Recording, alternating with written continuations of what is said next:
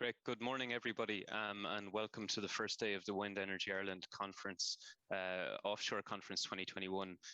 Really hope you've had a good morning, and I'm delighted to be joined here this morning for our first interview of the conference with Giles Dickson, who's the CEO of Wind Europe. Morning, Giles. Good morning, Nolan. Good morning, ladies and gentlemen. Delighted to be here with you. Yeah, great to have you, Giles. Giles, maybe to kick things off and to get going, I'm wondering, do you want to tell our audience a little bit about both yourself and maybe the work that Wind Europe carries out also?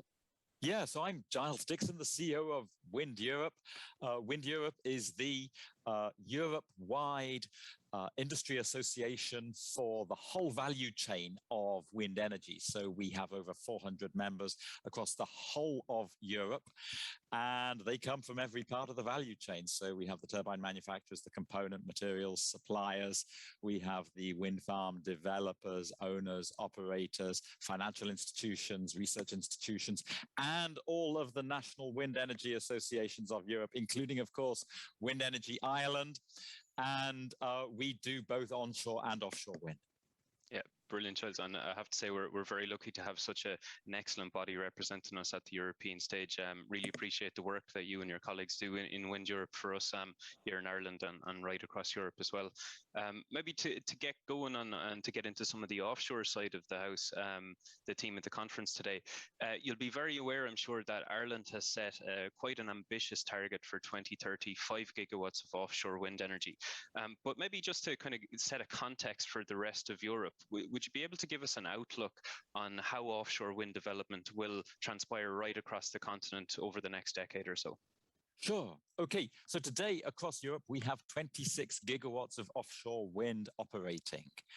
We expect, when you look at all of the government commitments and plans for 2030, that by that date, we will have at least 111 gigawatts of offshore wind across the whole of Europe. And that includes your 5 gigawatts in Ireland. Yeah, we're assuming that you will have it up and running by 2030.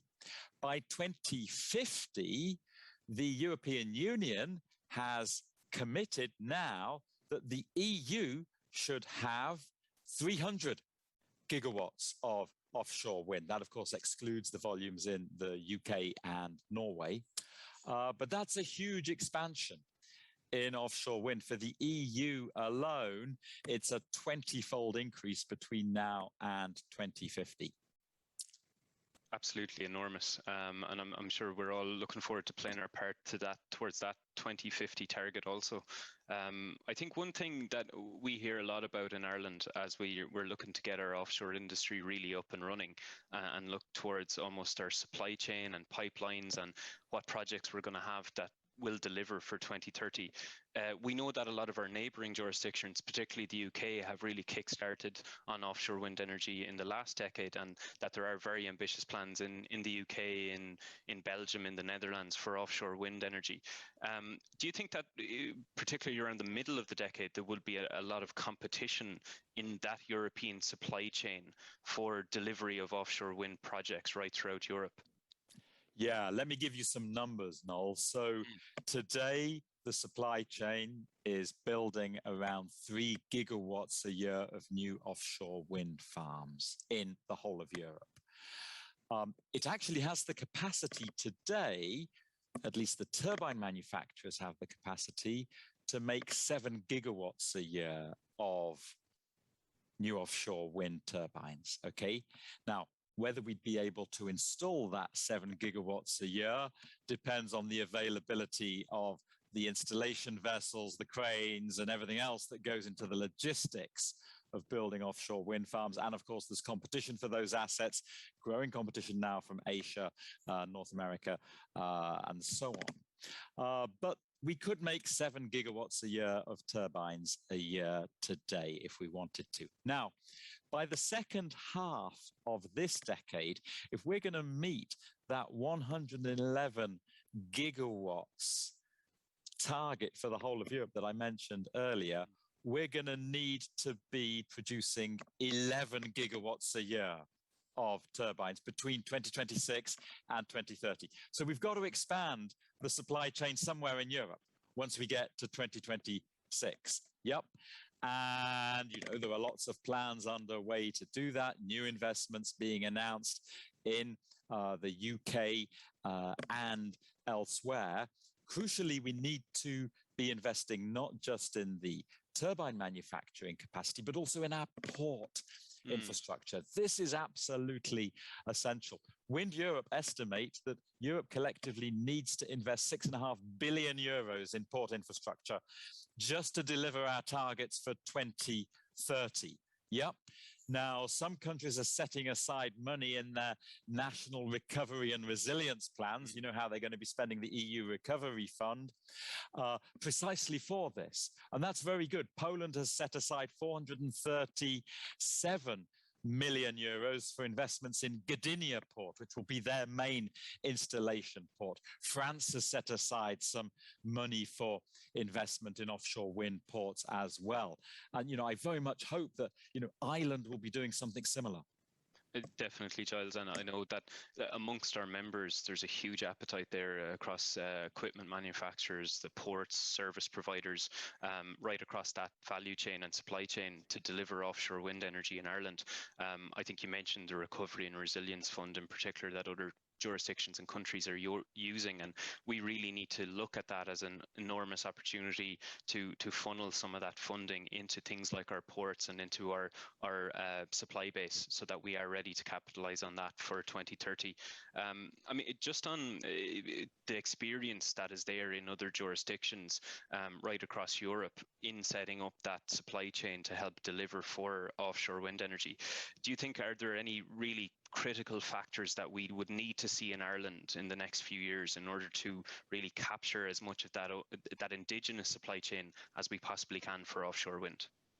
The most critical factor, Noel, is clarity and visibility from the government in what is the plan for the expansion of offshore wind. So you have the target for 2030, 5 gigawatts, that's great. But when exactly are the auctions taking place for your phase 1 and phase 2, for example? What volumes are being auctioned when exactly? What will the exact auction design be? When will those auctions take place? It's clarity and visibility on these things that drives investments in the supply chain.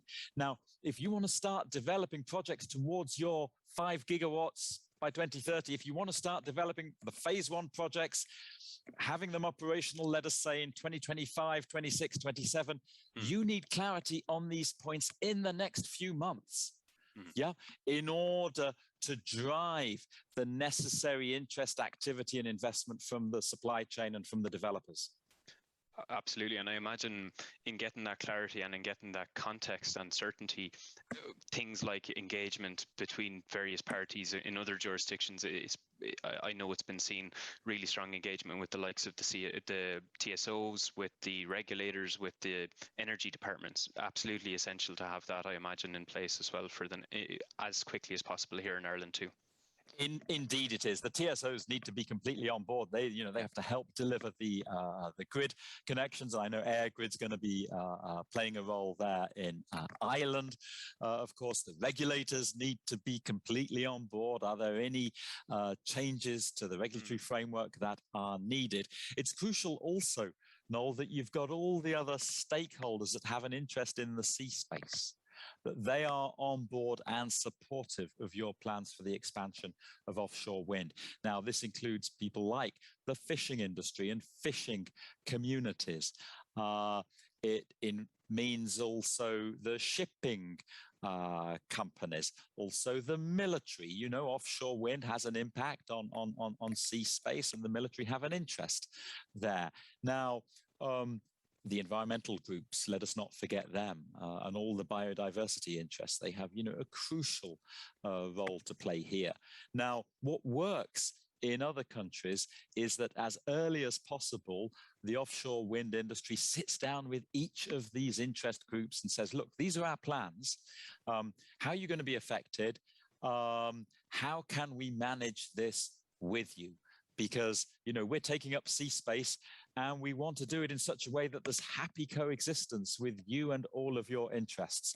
Let me give you a few small examples of how we're managing this. In the Netherlands, the government summoned the offshore wind industry and the Dutch fishing industry, the fishing unions, to a meeting in a remote hotel on the coast of the northern Netherlands. And they said to them, look, you've got to sit down now and agree, where are these offshore wind farms going to go that we want to build between now and 2030? Both sides have got to be in agreement. You've got to agree also on whatever the compensation arrangements are going to be that are paid to the fishermen for any loss of catch. And we're not going to let you leave this hotel, guys, until you've agreed this. And they literally locked them up there for 3 days until they got agreement. But the great thing is they came out with an agreement, a nationwide agreement between the offshore wind industry and the fishing industry on exactly where the offshore wind farms would be built between now and 2030 and exactly how that would be managed with the fishing community. And that now means that, you avoid any case-by-case issues on individual projects between the wind industry and the fishing communities, at least up until 2030.